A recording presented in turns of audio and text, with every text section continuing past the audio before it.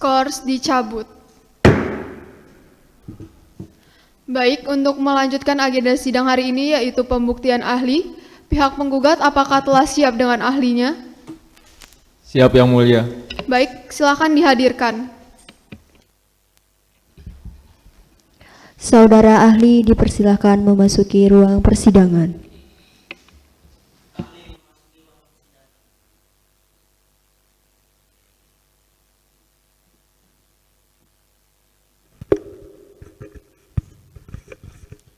Baik, saudara saksi silakan tunjukkan kartu identitas saudara.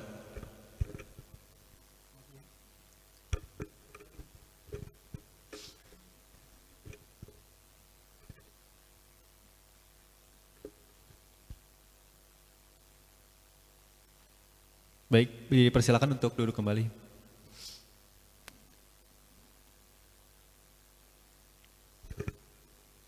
Saudara saksi, apakah saudara dalam keadaan sehat dan siap diperiksa pada persidangan pada hari ini? Sehat dan siap diperiksa. Baik, sebelumnya saya akan menanyakan identitas saudara. Diharap dijawab dengan suara yang jelas. Apakah saudara mengerti? Mengerti, Yang Mulia? Nama, Rudi Iskandar Ikhlas, tempat tanggal lahir, 17 Desember 1967. alamat, BTN Geraha Mandiri Permai, Blok O, nomor 5, Punggolaka, Kota Kendari. pekerjaan, Dosen, agama, Islam, jenis kelamin laki-laki, kewarganegaraan Indonesia, benar? benar.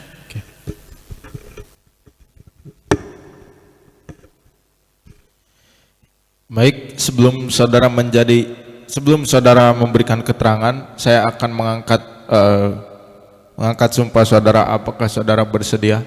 Bersedia, Yang Mulia. Silakan maju satu langkah ke depan.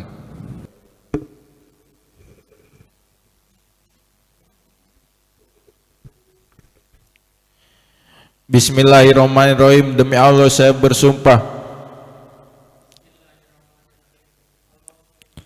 bahwa saya sebagai ahli dalam perkara ini akan memberikan keterangan yang benar dan tidak lain daripada yang sebenarnya berdasarkan keahlian yang saya miliki. Ya, terima kasih, silakan duduk kembali.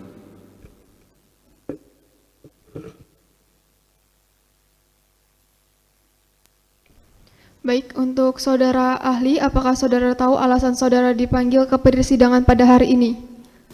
Tahu, Yang Mulia. Bisa tolong dijelaskan? Kehadiran saya dalam sidang hari ini atas permintaan dari penggugat untuk berketerangan terkait perkara yang dimohonkan oleh penggugat. Demikian, Yang Mulia.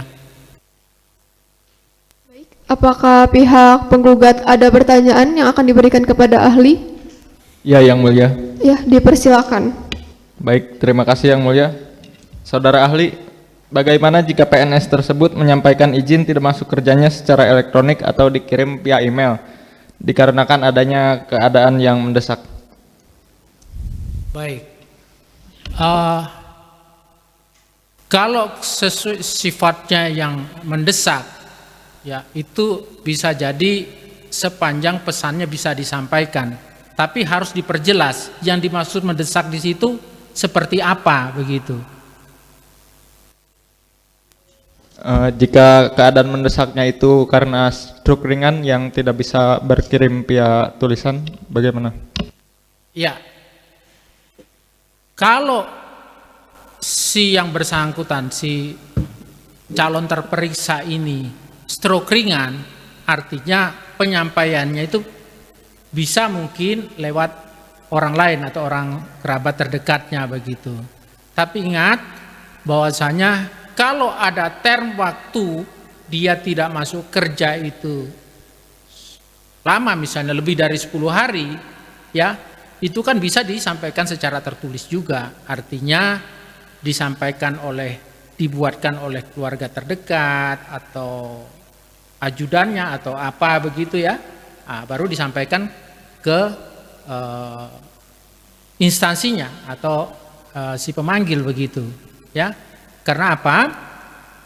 Karena ini kan tindakan administrasi pemerintahan yang seharusnya terdokumentasi, kearsipannya harus tertib begitu, ya. Nah, jadi ketentuan undang-undang administrasi pemerintahan, pemanggilan itu harus tertulis. Selayaknya dijawab juga tertulis, terkecuali emergensi tadi. Setidaknya disampaikan dulu via misalnya media sosial, WA, SMS, dan lain sebagainya. Tapi setelah itu, dalam kurun waktu selanjutnya, itu bisa disusul dengan tertulis. Begitu. Sehingga apa?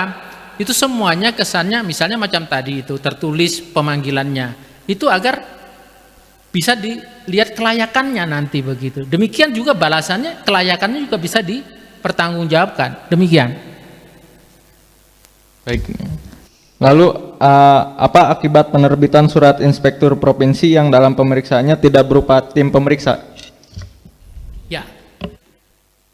Kalau surat dasar penerbitan surat inspektorat itu memang ketentuannya mengharuskan adanya pemeriksaan secara tim, ketentuannya ya, maka surat provinsi tersebut bisa jadi itu cacat prosedur karena prosedurnya tidak terpenuhi, begitu ya.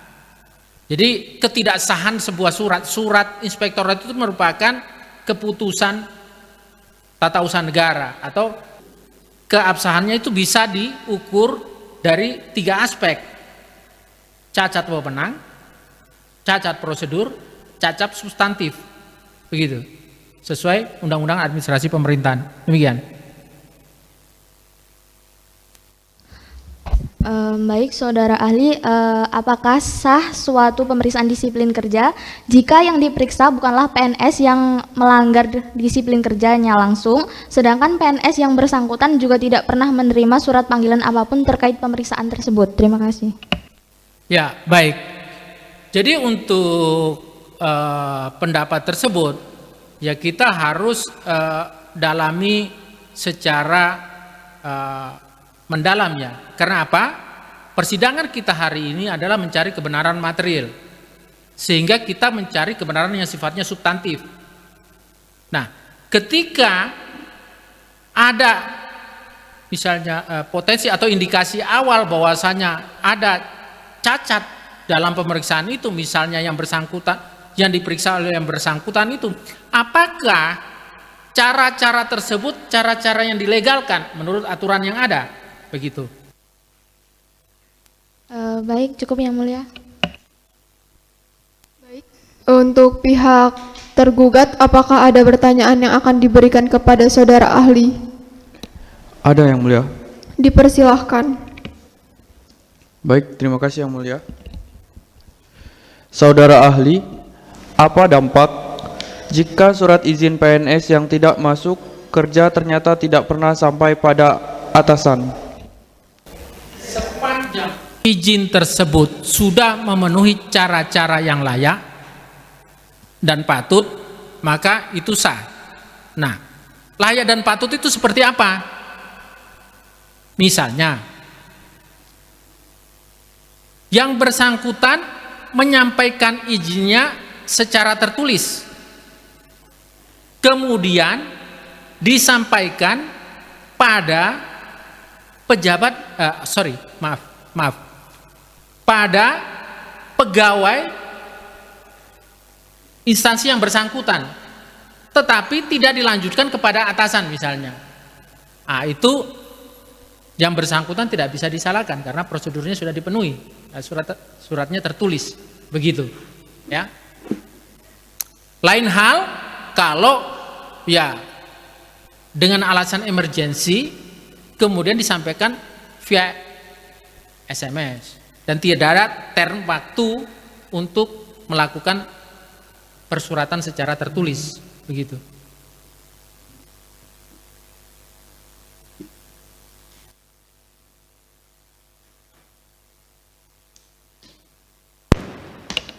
Selanjutnya, menurut sepengetahuan ahli, jika surat panggilan pemeriksaan yang tidak pernah sampai kepada PNS yang melanggar disiplin kerja, serta surat izin dari PNS tersebut yang tidak pernah sampai kepada atasan, maka kesimpulan apa yang dapat saudara ahli berikan?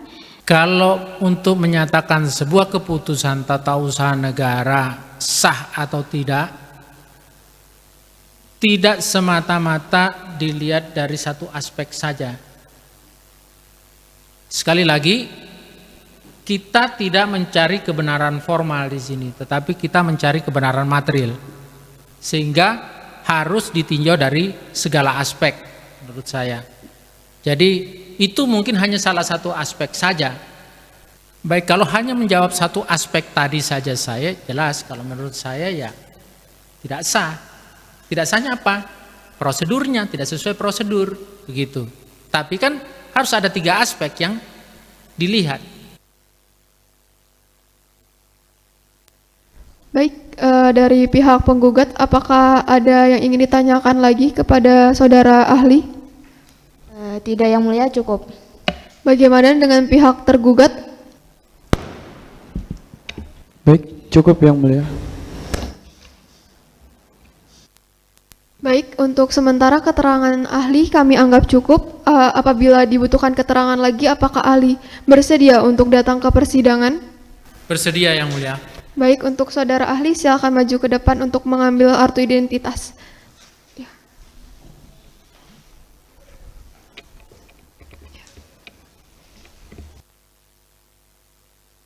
Saudara ahli, saya peringatkan untuk tidak berbincang-bincang kepada saksi dan ahli lainnya di luar persidangan. Saudara ahli boleh kembali ke tempat.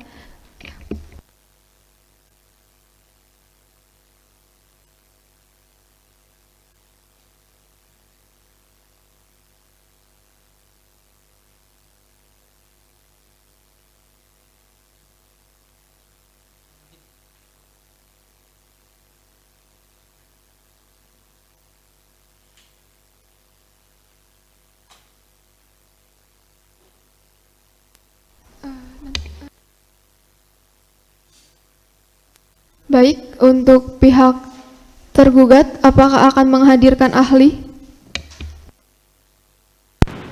Tidak yang mulia.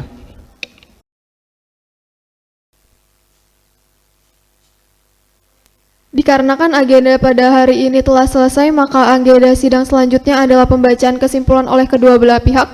Apakah pihak penggugat telah siap dengan kesimpulannya? Belum yang mulia. Pihak penggugat membutuhkan waktu berapa lama?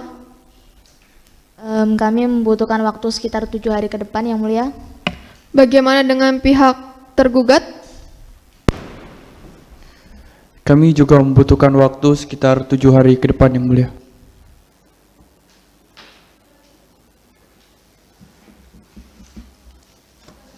Panitra, 7 hari dari sekarang hari apa dan apakah ada agenda persidangan?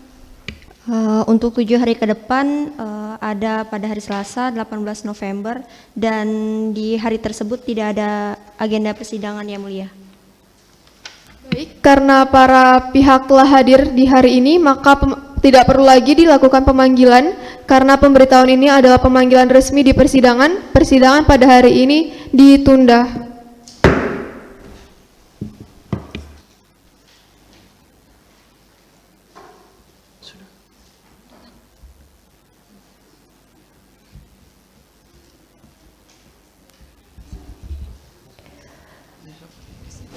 Majelis Hakim dipersilahkan untuk meninggalkan ruangan, hadirin dipersilahkan untuk berdiri.